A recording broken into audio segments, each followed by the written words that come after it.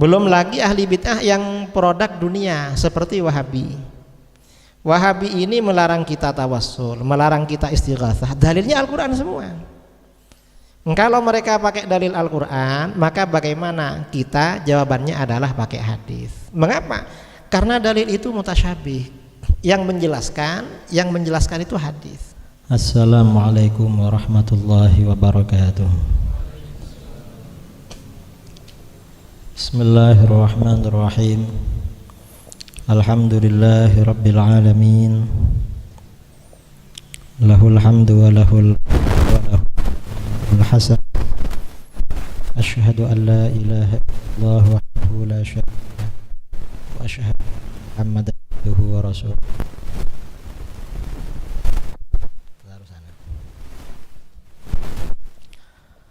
Allahumma shalli ala sayyidina Muhammadin al-fatih lima ughliq wal khatim lima sabaq nasiril haqqi bil haqq wal hadi ila siratikal mustaqim wa ala alihi wa sahbihi haqqa qadrihi miqdarihi al-azim. Amma ba'du.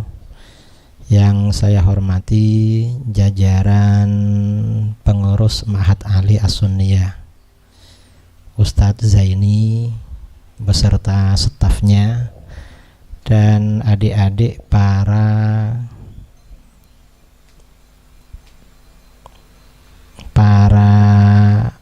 tulab ya, para tulab Ma'had Ali. Kalau di Timur Tengah itu kalau masih belum perguruan tinggi istilahnya muta'allim, gurunya namanya mu'allim. Kalau sudah Ma'had Ali perguruan tinggi itu namanya thalib atau tulab. Terus gurunya ustadz. Ustadz itu kalau di Timur Tengah profesor. Kalau di sini nggak apa-apa dipanggil ustadz di sini. Jadi kalau al-ustadz, ad-doktor itu namanya profesor doktor. Itu istilah di Timur Tengah. Di sini nih kita sudah profesor semua. Karena kalau pulang sama orang-orang dipanggil ustadz.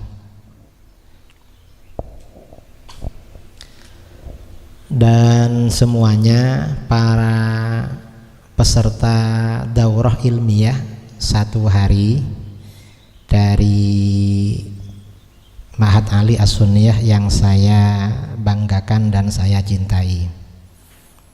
Alhamdulillah pada pagi ini kita bisa bertemu lagi. Dulu pada awal pembukaan saya pernah ngisi di Ma'had Ali, mungkin 2 tahun lalu ya, 2 tahun yang lalu. Dan sebelumnya saya dulu juga pernah mengajar di Staifas, kira-kira 2 tahun pelajaran, termasuk Staifas yang di luar sama yang di pondok. Habis itu karena kebanyakan undangan tidak aktif, akhirnya mundur. Jadi karena ngajar di mana-mana. Yang kedua, saya merasa senang dengan Ma'had Ali di As-Sunniyah yang insya Allah satu-satunya yang jurusan hadis di Indonesia. Satu-satunya Ma'had Ali jurusan hadis. Karena yang banyak Ma'had Ali itu di Indonesia kebanyakan itu jurusan fikih dan usul fikih. Ada sebagian jurusan tasawuf, ada sebagian jurusan tasawuf dan tauhid. Dan baru di As-Sunniyah ini jurusan hadis. Dan jurusan hadis ini sangat penting. Mengapa sangat penting? Dunia pesantren salaf ya. Kita ini kan namanya pesantren salaf. Pesantren salaf ini rata-rata kemampuan santrinya atau kajian santrinya itu fokus dalam bidang ilmu alat dan ilmu fikih, nahwu, sharaf, i'rab, balaghah, mantek sampai ke ilmu fikih. Rata-rata seperti itu. Sementara dihadapkan dengan ilmu-ilmu yang lain seperti misalnya jurusan hadis, jurusan tafsir, atau jurusan sejarah, atau jurusan akidah, atau jurusan yang lain, itu dunia pesantren itu lemah. Padahal sekarang ini sejak beberapa waktu yang lalu sudah sekitar 30 tahunan, mungkin adik-adik belum lahir. Tantangan yang dihadapi oleh Ahlus Sunnah khususnya di Indonesia itu di dalam bidang ilmu hadis.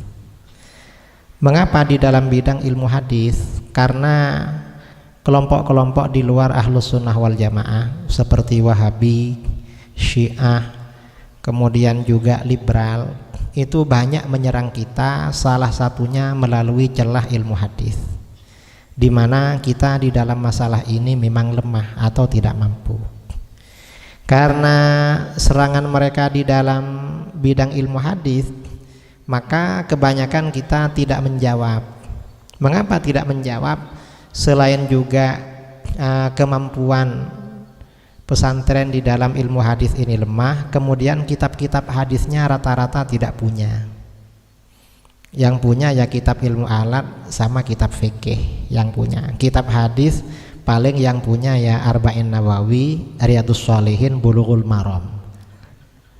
Cuma 3, ditambah kitab Azkar ada 4.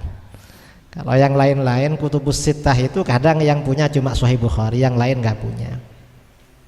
Jadi memang lemah. Karenanya dengan adanya jurusan ilmu hadis ini sangat penting. Dan lagi kelompok-kelompok di luar Ahlus Sunnah wal Jamaah, terutama yang sekarang ini banyak punya pakar ilmu hadis, itu golongan Wahabi. Wahabi ini doktor hadisnya banyak sekali. Doktor mereka di bidang hadis banyak lah. Kita ada doktor kita bidang hadis tapi tidak muncul. Kalau Wahabi ini banyak yang doktor bidang hadis. Dan mereka rata-rata memang aktif memberikan kajian, kemudian menulis tentang hadis, juga menyampaikan kritik kepada kita terhadap ajaran Ahlus Sunnah wal Jamaah melalui celah ilmu hadis. Ini banyak. Kita hampir tidak ada yang seperti itu.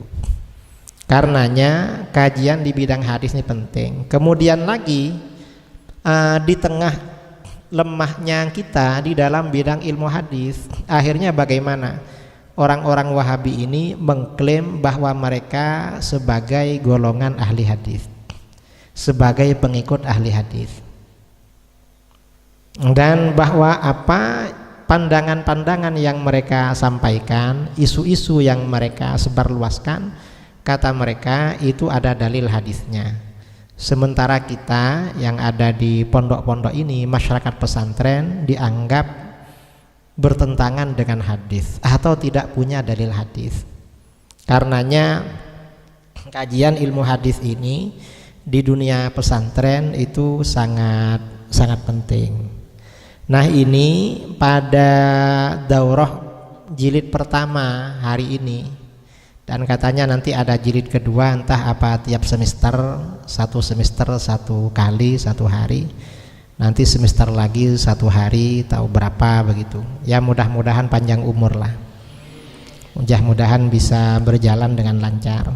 Saya pada hari ini jilid pertama ini insya Allah nanti kita ada 4 sesi. Jadi setiap sesi minimal 1,5 jam. Yang 1 jam itu mungkin materi, setengah jamnya nanti tanya jawab kalau ada yang ditanyakan. Kalau gak ada ya diteruskan materi begitu. Minimal 4 materi sampai nanti selesai. Saya atau sampian yang capek duluan berhenti. Kalau sudah capek berhenti, karena kalau capek gak bisa dipaksakan. Dan kalau para ulama dulu itu di dalam belajar ilmu hadis itu rajin sekali, sangat rajin, mengembara kemana-mana untuk mendengarkan hadis-hadis dari guru-gurunya, lalu mereka tulis. Ada ulama besar ya yang satu generasi dengan Imam Bukhari, namanya Imam Ya'qub bin Sufyan al-Fasawi. Imam Ya'qub bin Sufyan al-Fasawi ini pernah suatu ketika mengaji, mengembara ke suatu daerah, bekalnya hampir habis. Kalau dulu orang ngaji kalau bekalnya habis kan pulang, karena gak dikirim dulu, soalnya dulu ya gak ada kendaraan juga sulit, dan anaknya mondok di mana gak tahu kalau dulu. Karena dulu itu kalau belajar misalnya datang ke satu daerah ke Baghdad, maka ulama-ulama didatanginya satu persatu. Nanti selesai ngaji ke sini pindah ke satunya, nanti habis di sini kemana gitu, pindah-pindah dulu. Nah, Imam Ya'qub bin Sufyan sampai di suatu daerah bekalnya hampir habis. Sementara di daerah itu ada ulama sepuh yang sanadnya tinggi, punya sanad ali, sanad ulu. Karena bekal hampir habis, maka bagaimana? Beliau belajarnya di forsil. Kalau siang itu mengaji terus sama gurunya. Kalau malam gak tidur, hasilnya mengaji itu dicatat, ditulis. Hasil ngaji dicatat. Karena berhari-hari, ini dari rajinnya ulama dulu ya, karena berhari-hari tidak tidur, pada suatu malam ketika sedang menulis hadis, tiba-tiba matanya keluar air karena sudah kurang tidur. Setelah keluar air, tiba-tiba suasana gelap, beliau menjadi buta, tidak bisa melihat. Jadi kalau orang dulu itu gak bisa melihat terahum karena rajin belajar. Kalau dulu, akhirnya menangis. Ya apa ini? Bekal hampir habis, kampung jauh, gak bisa melihat. Mau apa ini? Akhirnya menangis. Di tengah menangis itu beliau tertidur. Pada waktu tertidur, lalu bermimpi didatangi baginda Rasulullah Shallallahu Alaihi Wasallam. Ditanya, ada apa Ya'qub, kamu menangis? Saya ini Rasulullah belajar hadis, bekal hampir habis, terus rumah jauh, dan sekarang buta, gak bisa pulang. Saya gak bisa pulang gak apa-apa, tapi kalau gak bisa melihat, saya ini gak bisa lagi menulis hadis-hadismu. Ini gimana Rasulullah? Tolong Rasulullah. Akhirnya dalam mimpi itu Rasulullah baca-baca sesuatu, lalu ditiupkan ke kedua matanya Imam Ya'qub. Setelah kedua mata beliau ditiup, Rasulullah bersabda, kamu sudah sembuh, jangan khawatir. Habis itu bangun sembuh lagi katanya. Itu diceritakan di dalam kitab-kitab hadis ya, bisa dicek di dalam kitab Tahdzibul Kamal fi Asma'ir Rijal, kemudian dalam Tahdzibut Tahdzib, kemudian di dalam kitab Siyar A'lam An-Nubala, dan di kitab-kitab yang lain. Nah, ini artinya apa? Para ulama dulu dalam rangka mencari hadis sampai seperti itu, sampai gak tidur siang malam. Kita ini walaupun gak tidur siang malam seperti ulama dulu, paling gak jangan terlalu banyak tidurnya. Tidur ya tidur, tapi dibatasi. Anak pondok itu, pelajar itu mestinya tidur itu paling banyak 4 jam, paling banyak kalau mau tidur. Dan kalau tidak ngantuk jangan tidur. Apa? Ya karena jurusannya hadis, ya baca kitab hadis, menghafalkan hadis. Paling tidak itu dihafal. Dan cara menghafal yang paling bagus itu ditulis. Apa yang dihafal dicatat. Nanti atau dicatat lalu dihafal pakai notes begitu. Itu dihafal. Dan biasanya para pelajar itu kadang bingung. Saya ini jurusan hadis, besok ini jadi apa? Apa jadi ahli hadis, jadi apa? Jangan mikir seperti itu. Mengapa orang mencari ilmu itu yang pertama ya karena kewajiban. Kan kita ini kan wajib mencari ilmu. Ada yang fardu ain, ada yang fardu kifayah. Artinya mencari ilmu itu diniatkan ibadah. Saya alhamdulillah kitab-kitab hadis banyak ini. Itu Syarah Bukhari, Musannaf, Al-Matalibul Aliyah, mungkin belum ada di pondok. Ada di pondok ini, di kamar ini banyak, itu di belakang juga kitab-kitab hadis. di rumah juga banyak. Dan dulu waktu di pondok, selain mengaji kitab-kitab hadis kepada pengasuh di Sidogiri, ngaji Sahih Bukhari, Sunan Abi Dawud, Riyadhus Shalihin, Jami'us Shaghir, kitab-kitab yang lain, memang sering baca-baca kitab hadis. Kitab-kitab hadis, syarah-syarah hadis sering baca dulu. Dan dulu gak berpikir ini besok jadi apa kalau pulang. Ya tahunya setelah sekarang ini. Untungnya dulu ketika di pondok rajin baca kitab hadis. Akhirnya sekarang ketika menghadapi orang-orang Wahabi, orang-orang Syiah, kita mampu menghadapi mereka, membela ajaran Ahlus Sunnah wal Jamaah. Dan hadis ini ya sebenarnya hadis ini ya untuk menjelaskan ajaran Islam. Kan agama ini kan Al-Qur'an. Kemudian Al-Qur'an itu yang menjelaskan adalah hadis. Hadis ini yang menjelaskan ayat-ayat mutasyabih di dalam Al-Qur'an. Dan di akhir zaman seperti kata Sayyidina Umar bin Al-Khattab radhiyallahu an, sayati alaikum unasun ya'tuna lakum bimutasyabihil Qur'an. Akan datang pada kamu orang-orang yang akan menyerang kamu dengan ayat-ayat mutasyabih di dalam Al-Qur'an. Ayat-ayat yang tidak jelas, ayat-ayat yang serupa. Orang Wahabi dalilnya ayat mutasyabihat. Kemudian orang Syiah dalilnya juga ayat mutasyabihat. Orang-orang Mu'tazilah dalilnya ayat mutasyabihat. Orang-orang kebatinan itu ayat mutasyabihat. Kita gak usah jauh-jauh ya, orang yang tidak sholat, yang cukup iling, cukup ingat. Kalau ditanya kenapa gak sholat, loh di dalam Al-Quran aqimis sholata lidzikri, dirikanlah sholat untuk ingat kepadaku. Sholat itu untuk ingat. Nah, kita sudah ingat berarti gak perlu sholat. Ini kan pakai ayat mutasyabih. Seperti ini maka hadis kata Sayyidina Umar bin Khattab, fa'tu alaihim bisunan, maka balas mereka dengan sunnah. Karena sunnah itu yang menjelaskan ayat-ayat mutasyabihat. Ini yang ahli bid'ah yang produk lokal, produk Indonesia. Belum lagi ahli bid'ah yang produk dunia seperti Wahabi. Wahabi ini melarang kita tawassul, melarang kita istighatsah. Dalilnya Al-Qur'an semua. Kalau mereka pakai dalil Al-Quran, maka bagaimana kita? Jawabannya adalah pakai hadis. Mengapa? Karena dalil itu mutasyabih. Yang menjelaskan itu hadis.